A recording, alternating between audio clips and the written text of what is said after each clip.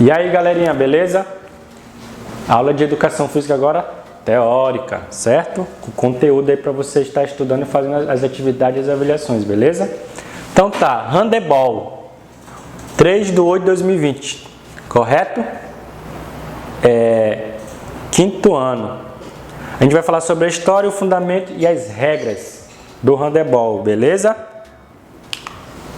Então vamos começar a nossa aula. A história do handebol, a gente vai falar um pouco da história do handebol. O handebol foi criado em que ano? Já vão anotando aí, tá? 1919, certo? Pelo quê? Pelo um professor de educação física. Qual é o nome desse professor de educação física? Hein? Tá aí, ó. Karl Scherlens. A gente pode botar aí que é um alemão, tá ok? Na pergunta que eu vou fazer para vocês na atividade. E ele inventou aí, foi uma forma de quê? Olha aqui que interessante, ó, foi uma reformulação de um esporte para deficiente visual chamado torbal, que a gente pode chamar que agora é o handebol, correto?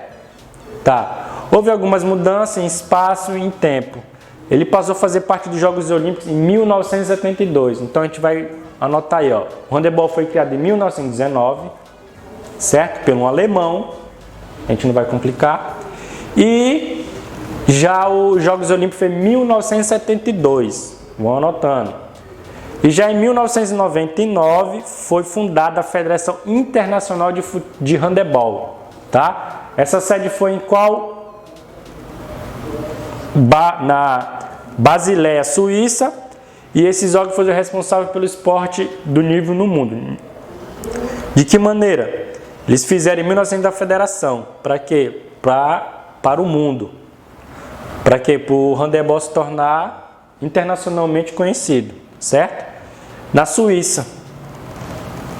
E que mais? Agora a gente vai falar aqui do Brasil. Já no Brasil o handebol passou a ser reconhecido a partir dos anos 30, em 1940. Então a gente vai fazer a nossa ordem aí para você estar anotando essa atividade. O handebol foi criado em que ano? 1919, pelo um alemão, certo? Já ele fez parte dos Jogos Olímpicos em 1972. Já em 1999 foi criada a federação, na Suíça. E já no Brasil, ele passou a ser reconhecido a partir de quê? De 1940, certo? Fundado em São Paulo pela Federação Paulista de Handebol. Beleza? Anotem aí. E os fundamentos? Mesma coisa. Eu já passei esses fundamentos nas regras das aulas práticas, agora eu vou falar um pouco. Os fundamentos são básicos. É empunhadura, recepção, passe, arremesso e drible e finta. Eu vou falar de cada um. Empunhadura é o quê? Pegada na bola. Recepção, ao alto, você vai receber a bola para poder facilitar o jogo. Depois a gente vai falando do passe, porque você pegou, recebeu, você tem que dar o passe. Depois vem o que? O arremesso, que é o principal, tem que arremessar para sair o gol. E um pouco do que? Do drible, porque você vai jogar com uma equipe adversária, você tem que driblar para poder chegar ao gol, certo? E o fundamento que a gente pode falar que é parecido com o drible, a finta. Então vou explicar aí para vocês não se complicar nessa situação. O drible é um fundamento básico do handebol. Trata-se do ato de quicar a bola com uma das mãos, né? Certo? Gravem aí.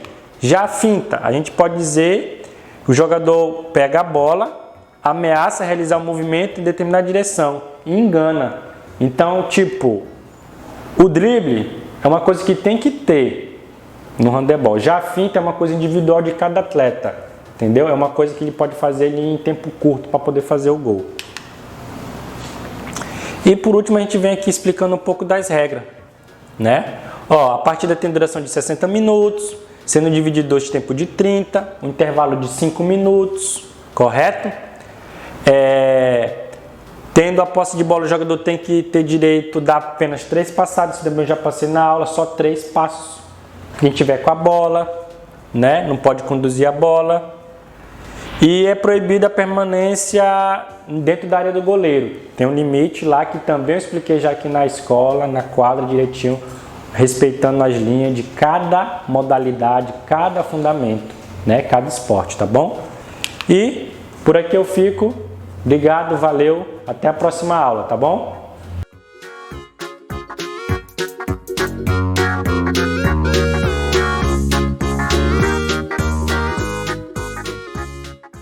Quinto ano, tudo bom com vocês? Quinto ano. Hoje na nossa aula de História a gente vai fazer a revisão de tudo que nós vimos até o momento, ok? Vamos lá na nossa revisão, lá na página 24 do livro de História de vocês. Vamos lá.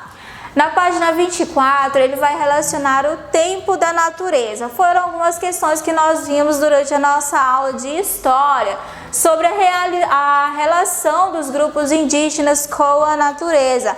Os grupos indígenas, eles veem a natureza de maneira diferente como a nossa. Para eles, a natureza é o relógio deles, é o tempo deles.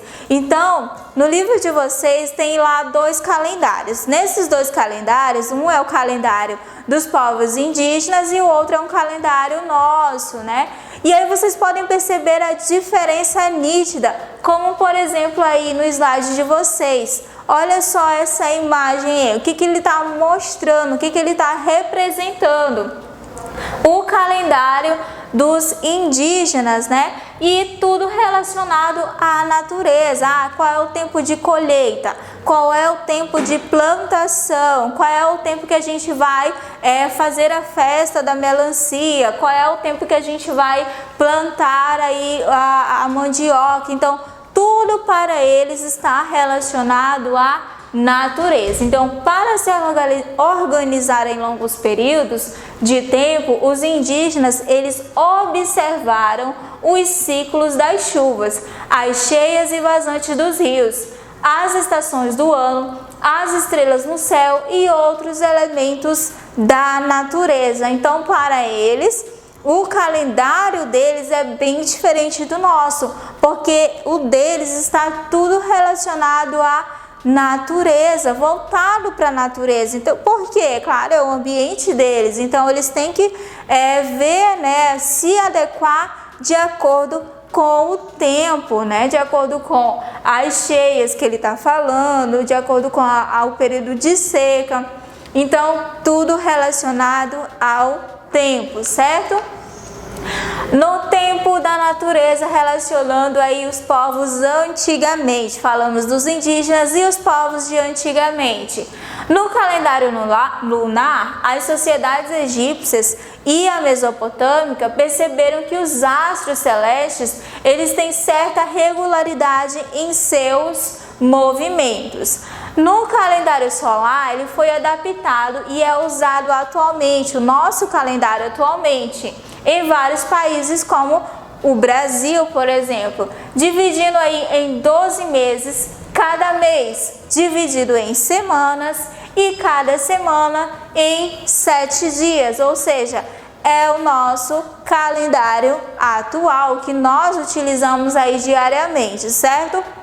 Está dividido relacionando aí o calendário solar. Então, os povos antigos, eles utilizavam o sol como base aí para o uso do calendário, dos dias, das semanas, dos meses, do ano também. Então, eles utilizavam o sol como base aí para o calendário deles.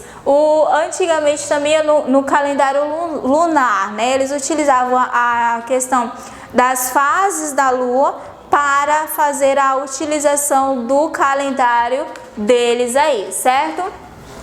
E aí ele vai contar lá no livro de vocês toda a nossa revisão também sobre a oralidade, que faz parte da cultura dos povos antigamente.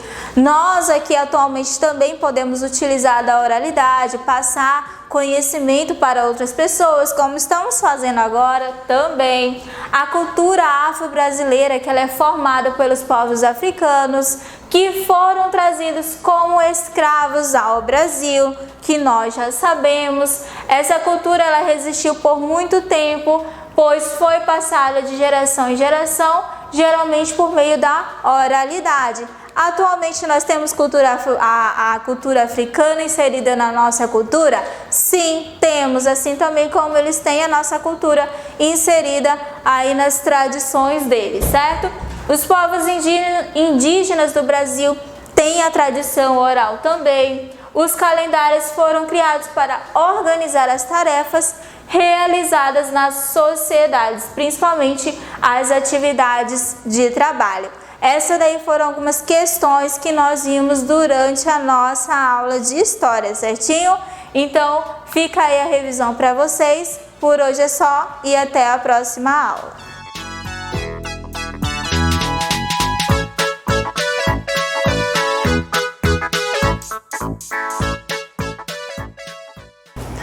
Oi, quinto ano, tudo bem com vocês? E aí, como que foi o final de semana de vocês? Eu espero que vocês estejam todos bem. Estamos começando mais uma aula de matemática, hoje, dia 3/8, e a gente vem relembrando um dos conteúdos aí que eu já sabia. Quando eu vi lá no nosso livro aquele conteúdo, eu já tinha uma certa ideia de que vocês apresentariam uma dificuldade nele. Então, como a gente já concluiu o nosso livro, eu trouxe aqui uma revisão do conteúdo de divisão em partes desiguais. Mas, meus amores, já está falando divisão. Então, nós vamos utilizar divisão. Se está em dificuldade em divisão, se não consegue dividir, tem que aproveitar esse tempo aí e tá revisando o conteúdo de divisão dos anos anteriores, tanto divisão como multiplicação, porque essas duas operações elas andam lado a lado. Se eu não sei multiplicar, eu não sei dividir. Então aproveita e revisa, porque é muito importante. Não adianta fugir, porque vai continuar na nossa vida esse conteúdo de divisão e de multiplicação. Então a gente vai trazer uma revisão aí, relembrando algumas atividades lá das páginas 54 e da página 51. Uma atividade de cada página, tá bom? Então bora lá. A gente tem uma atividade aí lá na página 54, a questão 2. Vamos ler junto. Giovana fez 1.200 salgados que serão divididos em 2 encomendas. Só da gente olhar aí que vão ser 2 encomendas, a gente já vai saber que vai ser uma adição, que vai ter 2 parcelas e o resultado dessa adição vai ser 1.200. Uma dessas encomendas tem o dobro da quantidade da outra. Então, no caso essa outra, a gente vai usar o O. E essa que fala aqui que é o dobro, a gente vai usar 2 vezes O, tá bom? Então, a gente vai ter quantos salgados há em cada encomenda. A gente vai ter a seguinte situação. O O é dessa outra aqui. E esse 2 vezes o O é do dobro da quantidade da outra. Que nem eu falei no começo, a gente tem 2 parcelas. O O é uma parcela e o 2 vezes O é outra parcela, tá bom? Já que foi dividido entre 2 encomendas os 1.200 salgados. Agora a gente vem desmembrando o 2 vezes o O, que é a mesma coisa de eu dizer que é o O mais O. O primeiro O, ele repetiu o sinal do mais também. A única coisa que a gente vai observar que mudou foi o 2 vezes O, passou a ser O mais O. Continuamos tendo 2 O aqui, tá bom? Agora a gente vai observar que nós temos aqui, ó, 1, 2, 3 O, tá bom? Então a gente vai realizar uma divisão de 1.200 para 3, porque são 3 O.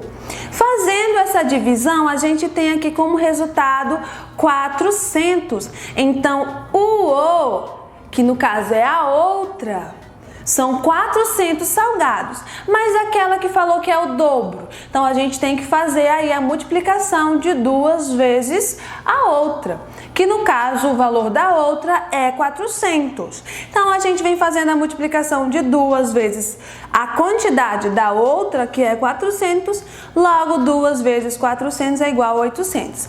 Então, a gente tem aqui que uma encomenda a 400 salgados, que nesse caso aqui é da outra, e na outra tem 800 salgados, que nesse caso aqui é aquela que é o dobro da outra, ok? Então, a gente tem outra atividade lá na página 55. Uma fábrica de suco de laranja vendeu 1.450 garrafas de suco para 2 lanchonetes. Então, aí são 1.450, que é o total, e foi dividido entre as 2 lanchonetes. Vamos ter 2 parcelas novamente, tá bom? A lanchonete A comprou o quádruplo. O que é o quádruplo? É 4 vezes da quantidade de garrafas que a lanchonete B. Então, a gente já observa que a A trabalha com o quádruplo. Então, a representação utilizando o O da lanchonete A, eu sei que a gente está usando muito letra, mas vamos trabalhar, tá bom? Vai ser aí o 4 vezes a outra, o da lanchonete A. E o da lanchonete B é a outra nesse caso, tá bom? Então, a gente vai ter aqui, ó, o O é da lanchonete B, porque é a outra. E o 4 vezes o O é o da lanchonete A, que é igual a 1.450. A gente vem desmembrando o 4 vezes o O, fazendo 4 O se somando, que a gente vai repetir o primeiro O, traz o sinal do mais e a gente tem aqui, ó, 4 O se somando. Agora nós vamos ter quantos O? 1, 2, 3, 4, 5. Logo nós vamos dividir 1.450 para 5. Fazendo essa divisão aí, nós temos 290. 290 é da lanchonete B. E da lanchonete A é o quádruplo da lanchonete B. Então, nós temos aí que estar multiplicando 290 vezes 4, ou 4 vezes 290, que nós temos aí como resultado 1.160. Logo, né, a lanchonete A comprou 1.160 garrafas. Vamos observar que se é o quádruplo, tem que ser maior do que a quantidade da B. E a da B comprou 290 garrafas, ok?